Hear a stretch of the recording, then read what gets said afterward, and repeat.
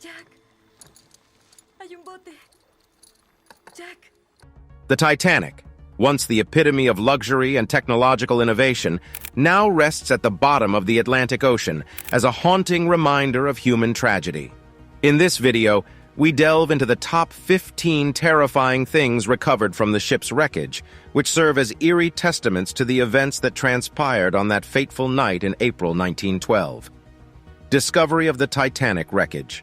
On September 1, 1985, a joint American-French expedition led by Dr. Robert Ballard and Jean-Louis Michel discovered the final resting place of the RMS Titanic.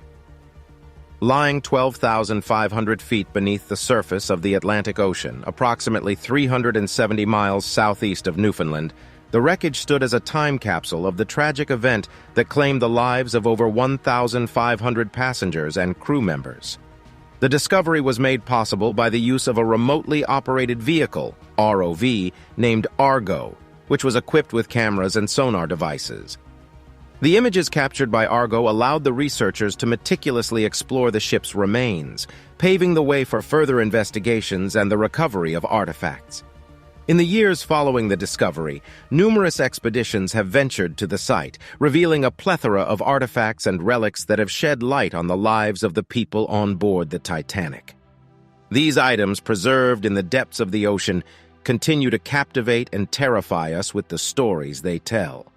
The wreckage of the Titanic is scattered over a large area, with the bow and stern separated by about 2,000 feet. The ship's midsection had been obliterated during the sinking, leaving debris strewn across the ocean floor. The vast debris field surrounding the wreckage includes countless personal belongings, pieces of the ship's infrastructure, and other chilling remnants that bear witness to the tragic events of April 15, 1912. Personal belongings and their haunting stories. The personal belongings recovered from the Titanic wreckage provide a window into the lives of the passengers who perished in the disaster. Each item tells a unique and haunting story, humanizing the tragedy and providing a tangible connection to the past. One such item is a well-preserved leather suitcase found among the debris. Belonging to Howard Irwin, a 41-year-old American, the suitcase contained clothing, shoes, and personal effects such as a pipe, a shaving kit, and a diary. Irwin was a second-class passenger who, for reasons unknown, never boarded the ship. His suitcase, however, made the fateful journey, preserving a glimpse into the life he left behind. Another chilling discovery was a silver locket recovered from the ocean floor. The locket contained a lock of hair and a photograph of a young boy named Sidney Leslie Goodwin, a 19-month-old English child who died in the sinking along with his entire family.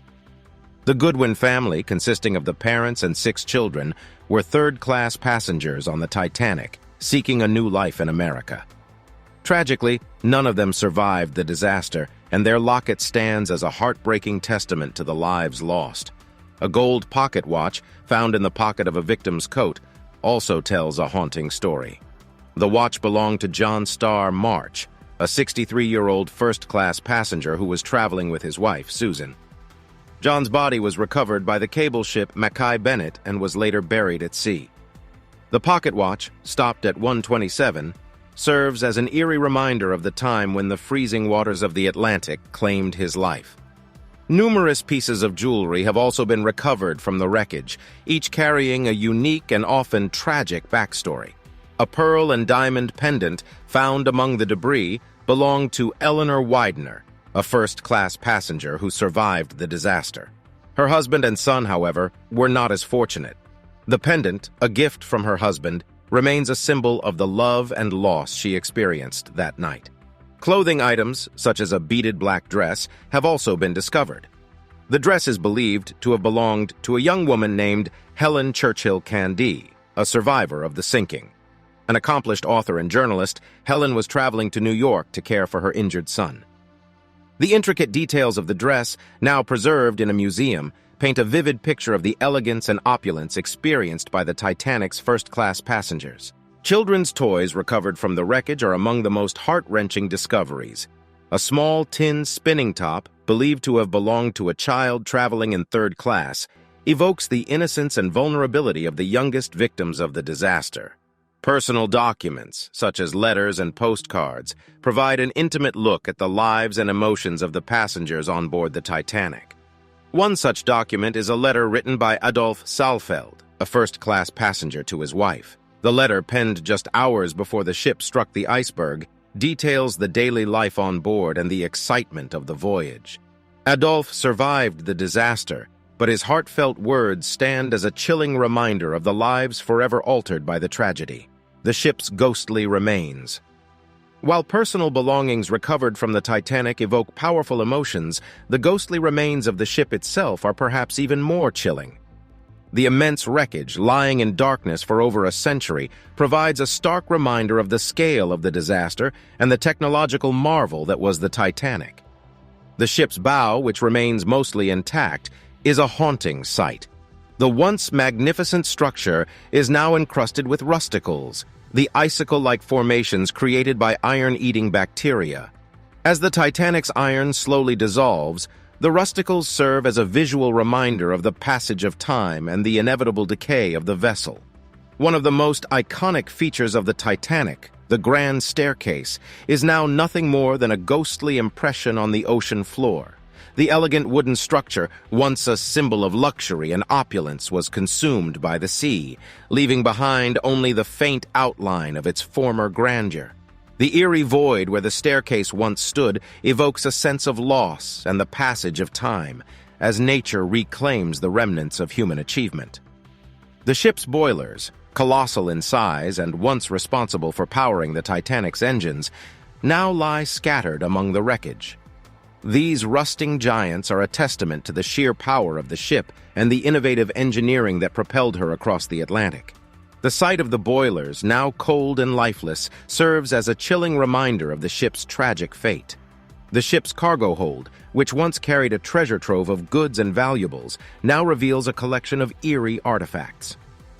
Among these relics are the remains of a 1912 Renault automobile, which was being transported by first-class passenger William Carter. The car, now a rusted shell of its former self, represents both the technological advancements of the time and the fragility of human achievement in the face of disaster. The stern of the Titanic, which was shattered during the sinking, lies in a state of chaotic disarray. The twisted metal and debris strewn across the ocean floor provide a stark contrast to the relative preservation of the bow. The destruction of the stern is a haunting reminder of the immense forces at work during the ship's final moments and the devastating impact of the disaster on both the ship and its passengers. The tragic fate of the band. The story of the Titanic's band has become one of the most enduring and poignant tales from the disaster. Consisting of 8 musicians led by Wallace Hartley, the band famously continued to play their instruments as the ship sank, providing comfort and solace to the terrified passengers. None of the band members survived the sinking, and their selfless actions have become a symbol of courage and dedication in the face of certain death. Artifacts recovered from the wreckage related to the band members include sheet music, a violin case, and personal effects, such as a pocket watch and cufflinks. The most significant of these artifacts is Wallace Hartley's violin, which was discovered in 2006, encased in a leather bag. The violin, confirmed to be Hartley's through extensive research, is a chilling reminder of the band's final moments and the melodies that accompanied the passengers as they faced the end.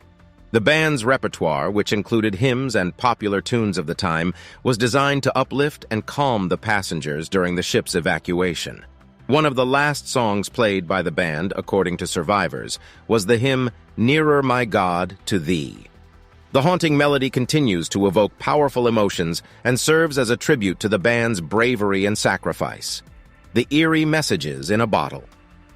The messages in a bottle recovered from the Titanic wreckage provide a chilling and intimate look into the thoughts and emotions of the passengers and crew during the ship's final hours. These messages, some hastily scribbled on scraps of paper or postcards, capture the desperation, hope, and fear experienced by those on board as they faced their tragic fate. One such message, written by a 19-year-old crew member named Jeremiah Burke, reads, "From Titanic, goodbye all, Burke of Glanmire, Cork."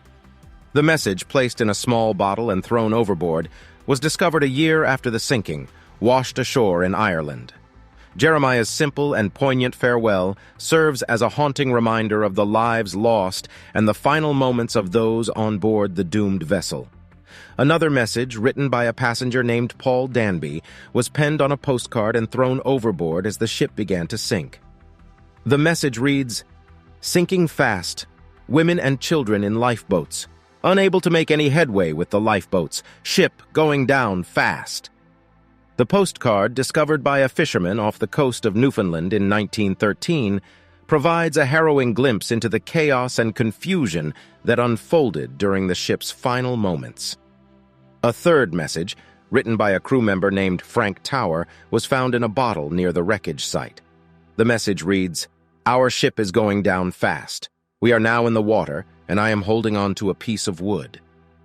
Frank's desperate words capture the terror and despair experienced by the crew as they struggled to survive in the freezing waters of the Atlantic.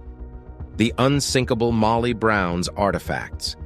Margaret Molly Brown, a first-class passenger on the Titanic, is remembered for her courage and leadership during the disaster. Brown, a wealthy American socialite, helped to evacuate other passengers and eventually boarded lifeboat number 6. Throughout the ordeal, she encouraged the women in her lifeboat to row and urged the crew to search for survivors in the water. Brown's actions earned her the nickname the Unsinkable Molly Brown, and she became a symbol of resilience and bravery in the face of tragedy. Artifacts related to Molly Brown have been recovered from the wreckage, providing a glimpse into her life and experiences on board the Titanic. Among these artifacts is a silver cup engraved with her name, which she used to drink champagne during the voyage.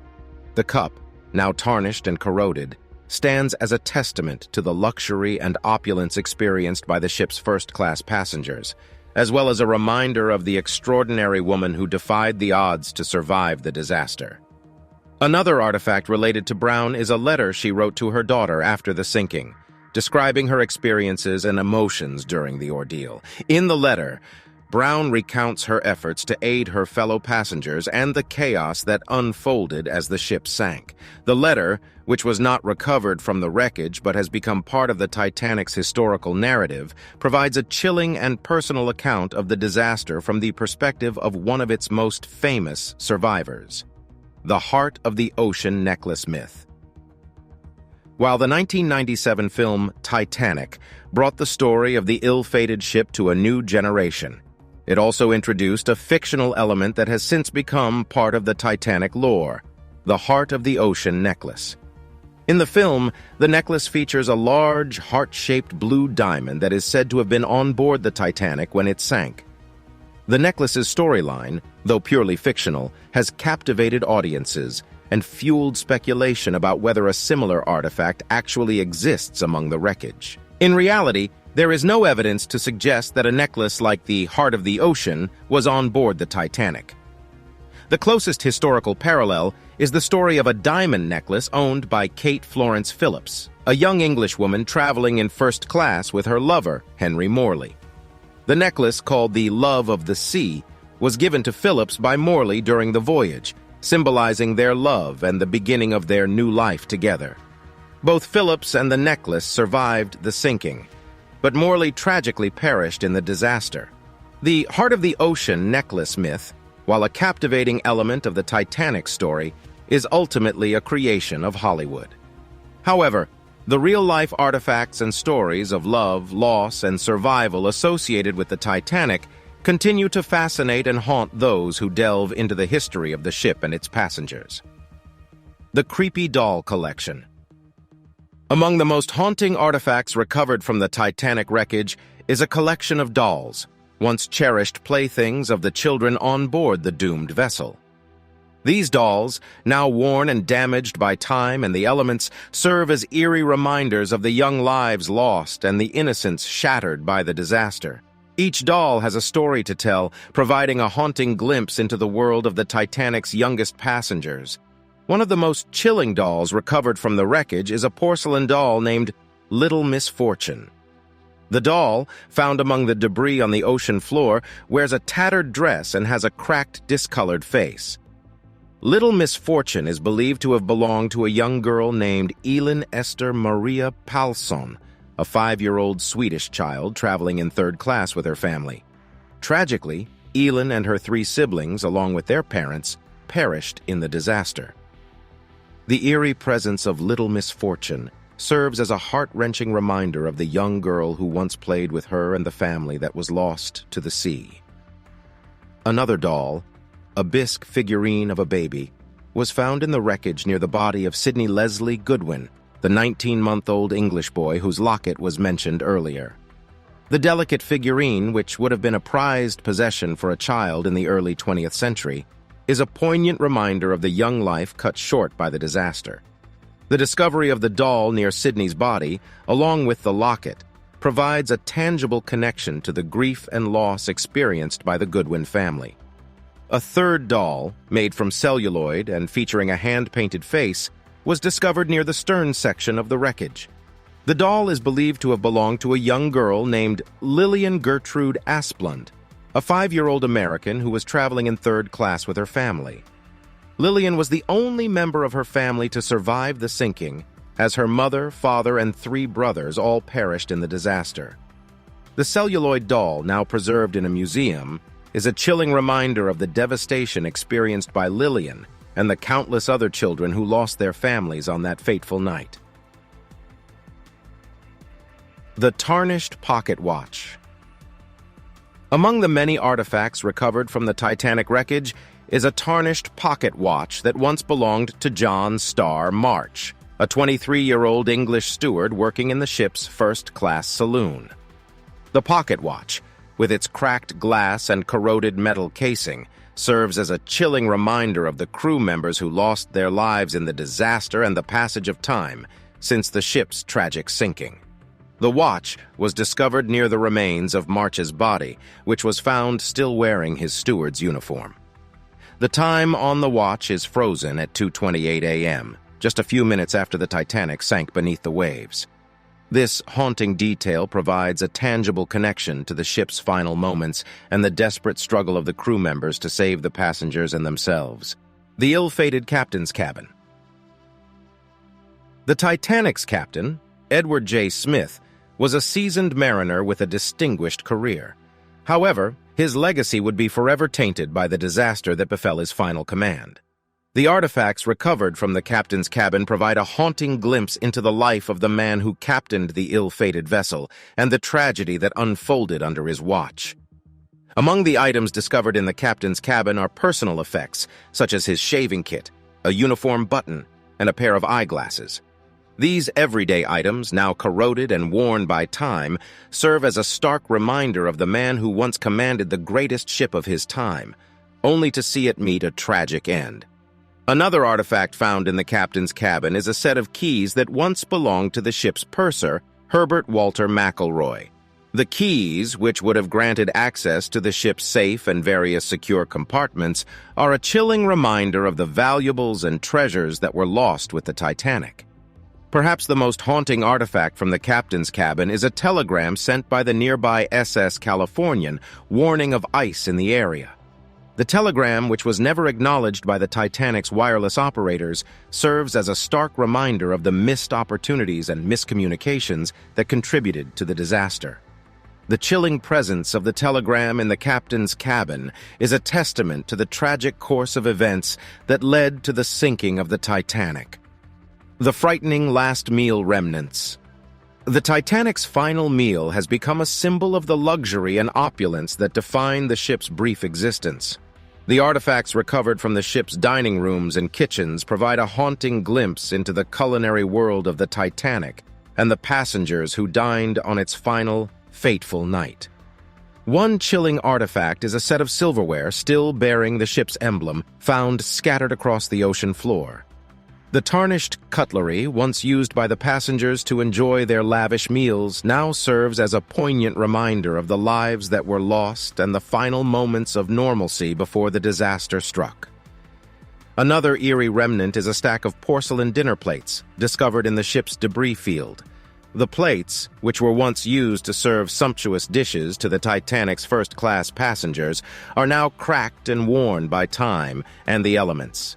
The presence of these plates, along with other dinnerware, provides a chilling connection to the culinary world of the Titanic and the passengers who unknowingly enjoyed their last meal. The lost works of art. The Titanic was not only a marvel of engineering and luxury, but also a floating gallery of exquisite works of art. Many of the ship's passengers and crew brought with them valuable paintings and sculptures to transport across the Atlantic. The lost works of art, some of which have been recovered from the wreckage, provide a haunting glimpse into the cultural treasures that were lost with the ship. Among the most notable works of art on board the Titanic was a large oil painting by Belgian artist Emile Schuffenecker, titled La Circassienne au Bain. The painting, which depicted a beautiful woman bathing in a serene landscape, was being transported by its owner, Swedish businessman Moritz Håkan Björnström Stefansson, who survived the disaster. Unfortunately, the painting was lost with the ship and has never been recovered. Another lost work of art was a collection of original etchings by famed American artist James Whistler. The etchings, which were being shipped to an art gallery in New York, were stored in the ship's cargo hold and ultimately lost to the depths of the ocean. While some of the etchings have been recovered in a deteriorated state, many remain missing. One of the few recovered pieces of art is a small bronze statue titled Lucky, which was found in the personal belongings of a passenger. The statue, depicting a cherubic figure, is a haunting reminder of the hopes and dreams of the passengers who perished in the disaster. The mysterious third-class shoes. Among the many artifacts recovered from the Titanic wreckage, one of the most enigmatic discoveries is a large collection of shoes belonging to the ship's third-class passengers. The shoes, scattered across the ocean floor in close proximity to one another, have puzzled researchers and stirred the imagination of those intrigued by the ship's tragic history. The origin of the mysterious shoes is believed to be linked to the third-class cabins located at the stern section of the ship, where many of the impoverished passengers resided. When the Titanic sank, this area was among the last to go underwater, allowing for the possibility that the shoes were either washed out of the cabins or discarded by passengers in the final moments of the disaster. One theory suggests that the shoes were left behind by third-class passengers attempting to make their way to the upper decks in search of lifeboats. In the chaotic scramble to escape the sinking ship, many passengers may have removed their shoes to improve their mobility or discarded them due to water damage. The shoes, left behind in the frenzy, would have eventually sunk with the ship and settled on the ocean floor. Another possibility is that the shoes were part of a cargo shipment that was being transported across the Atlantic. The Titanic was known to carry various goods and materials in its cargo hold, including textiles and clothing. The close proximity of the shoes to one another could indicate that they were part of a shipment that was dislodged during the sinking and scattered across the ocean floor. Regardless of their origin, the mysterious shoes serve as a haunting reminder of the lives lost in the disaster and the struggles faced by the ship's third-class passengers. The shoes, ranging from sturdy leather boots to delicate lace-up slippers, provide a tangible connection to the people who wore them and the world they left behind. The stories behind some of the shoes are particularly poignant. One pair of small, worn leather boots is believed to have belonged to a young Irish boy named Eugene Daly, who was traveling to America with his sister in search of a better life. Eugene, who was just 20 years old, perished in the disaster, while his sister Margaret managed to escape on a lifeboat. The discovery of Eugene's boots on the ocean floor serves as a chilling reminder of the young life cut short by the tragedy. Another pair of shoes, belonging to a young woman named Milvina Dean, tells a tale of survival. Milvina was just 9 weeks old when she boarded the Titanic with her family, and she remains the youngest survivor of the disaster. Milvina's shoes, which were recovered from the wreckage and eventually returned to her, serve as a powerful symbol of hope and resilience amid the tragedy.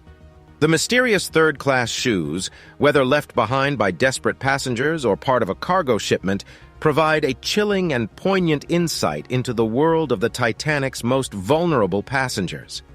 As we remember the lives lost in the disaster, the haunting artifacts from the ship's third-class cabins serve as a powerful reminder of the human lives that were forever altered by the events of that fateful night. The chilling iceberg impact relics.